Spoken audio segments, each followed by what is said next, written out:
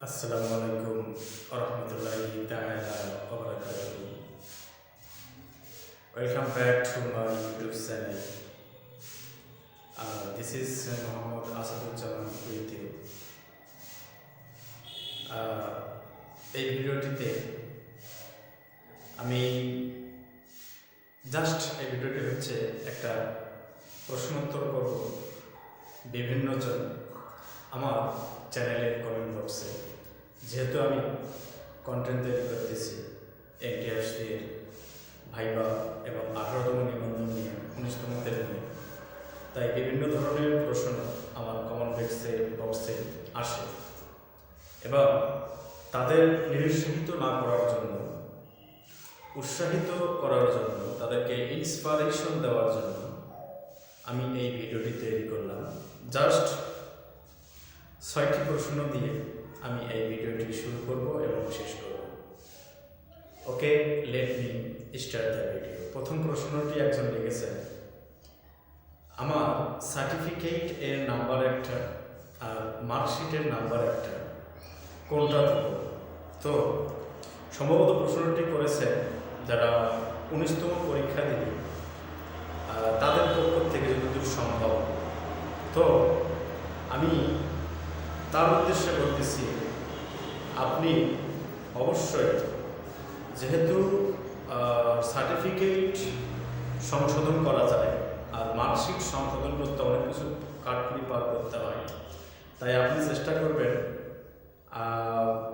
Marksheet অনুযায়ী দিবেন, plus পরীক্ষাগুলো শুরু হওয়ার আগ পর্যন্ত বা রিটেন পর্যন্ত আপনি যান, সমস্যা নেই। ভাইবার যখন তাদের সাথে ফেস করবেন তার আগ পর্যন্ত আপনি যতদূর সম্ভব আপনি যেখান থেকেই অনার্স মাস্টার্স বা যেখানে যেটাই সমস্যা, অনার্সের সার্টিফিকেট অথবা মাস্টার্সে, আপনি সেই প্রতিষ্ঠানে গিয়ে আপনার সার্টিফিকেটটি যে নাম্বার, রেজাল্ট হোক বা যে কোনো নাম্বার হোক, আপনি মার্কশিট অনুযায়ী করে নেবেন।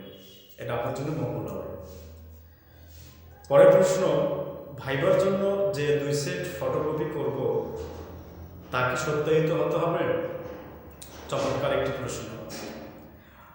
দেখুন, আপনারা তো অবশ্যই আগামী ভবিষ্যৎ, আগামী দিনের অবশিক্ষক, কেউ প্রভাষক হবেন, কেউ অ্যাসিস্ট্যান্ট টিচার হবেন, সহকারী শিক্ষক হবেন, কেউ ইনস্ট্রাক্টর হবেন।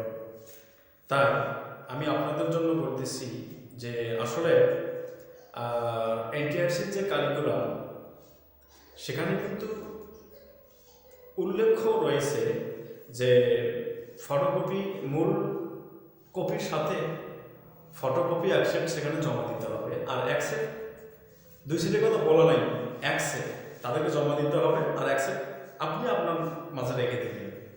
এখন সত্যায়িতর ব্যাপারটা হচ্ছে আপনারা সত্যায়িত করে নেবেন।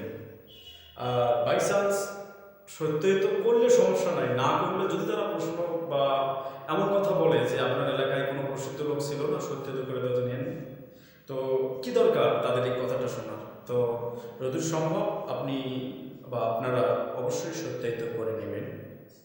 তারপরে আর একটা প্রশ্ন তিনি লিখেছেন, স্যার, আইডি কার্ডের শেষের আগের ডিজিটটি ভুল হয়েছে, ফলাফল কি আসবে? তার মানে প্রশ্নটি বুঝাচ্ছে যে তিনি ভাইবা দিয়েছেন অলরেডি। হ্যাঁ, আপনার ফলাফলের সমস্যা হওয়ার কথা না, এরকম অসংখ্য ভুল আসে। কারো নামের ভুল, কারো বাবার নামের ভুল, কারো আবার আইডি কার্ডের ভুল, এগুলো আপনাকে পরে সংশোধন করতে হবে। আর এই জন্যই সংশোধন করতে হবে, তার কারণ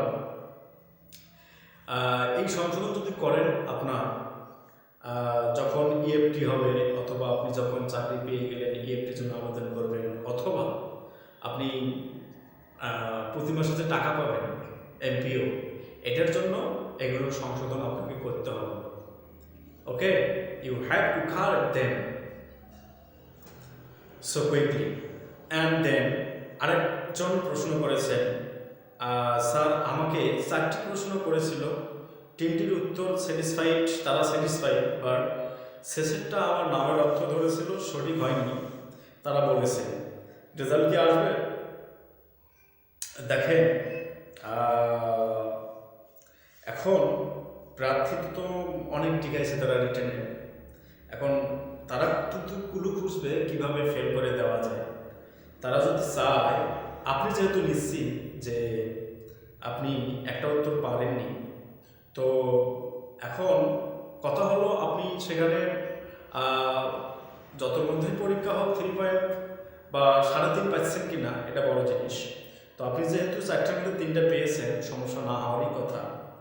তো তারপরেও যদি সমস্যা হয়, বাকিটা আপনি আল্লাহর উপর ছেড়ে দেন, ভাগ্যের উপর ছেড়ে দেন এবং আল্লাহর আরাধনা করেন, প্রার্থনা করেন। ইনশাআল্লাহ এটা আমারও দোয়া যে আপনি চাকরিটা পাবেন, আপনি পাস করবেন ইনশাআল্লাহ। অ্যান্ড খুব গুরুত্বপূর্ণ একটা প্রশ্ন উনি বলেছেন যে স্যার ভাইবার জন্য বেসিক কোয়েশ্চেন কি? খুব গুরুত্বপূর্ণ প্রশ্ন, কারণ ভাইভাতে বেসিক থেকেই প্রশ্ন করা হয়।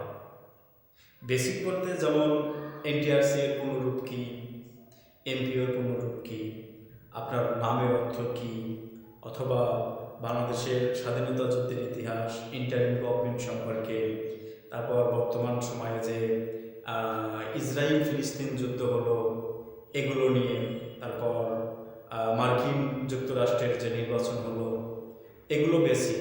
আর সবচেয়ে ভালো বেসিক হলো যে আপনি কোন সাবজেক্টে পড়াশোনা করেছেন, অনার্স মাস্টার্স করেছেন, সেই সাবজেক্ট সম্পর্কে আপনি যেটা বেসিক মনে করেন সেই বেসিক জিনিসটা করি আমার উত্তরটা আপনি পেয়েছেন। তো তারপরে আর একজন লিখেছেন, স্যার কলেজ প্রভাষক পদে রিটেনে পাস করেছি আর ব্যাংকে চাকরি পেয়েছি অফিসার ক্যাশে, ভাইবা কি দেব? হ্যাঁ, আপনি অত্যন্ত ট্যালেন্টেড, অত্যন্ত মেধাবী, এটা আশা করাই যায়। রেসপেকটেশন ফ্রম মি। আপনি অবশ্যই ট্যালেন্টেড, আর একটু ট্যালেন্টের সাথে কাজটা আপনি অবশ্যই করবেন। আপনি অবশ্যই ভাইবা দেবেন। আপনি চাকরি করবেন কি না তা দেখার বিষয় নয়, আপনার চাকরি করার দরকার নেই। আপনি অফিসার ক্যাশেই থাকেন, ভাইবা দেন, অভিজ্ঞতাটা হবে। আপনি বুক ফুলে বলতে পারবেন যে আমি ভাইভায় পাস করেছি, সার্টিফিকেট দেখাতে পারবেন। ওকে, তো তবে এমন নজিরও রয়েছে ব্যাংকে এরকম চাকরি ছেড়ে, ব্যাংকের সরকারি চাকরি ছেড়ে অনেকে কলেজের চাকরি নেয়, এটার নজির রয়েছে। তো এটা সম্পূর্ণ আপনার ব্যক্তিগত ব্যাপার, কারণ আপনি অত্যন্ত ট্যালেন্টেড, আপনাকে জ্ঞান দেওয়ার মতো এখানে আমার কিছু নেই। তো আমি আশা করি না যে আপনাকে আমি জ্ঞান দেবো, আপনার মনে যা চাই আপনি তা করেন। তবে আমি আপনাকে অনুরোধ করব যে আপনি অবশ্যই ভাইবা অ্যাটেন্ড করবেন, ভাইবাটা দেবেন, সার্টিফিকেটটা নেন, অভিজ্ঞতা লাভ করেন। ওকে, these are all from me from this video, and before stopping myself I am going to urge you to all of you again, please subscribe my channel and share this video with your near and dear ones. Okay, thanks to all.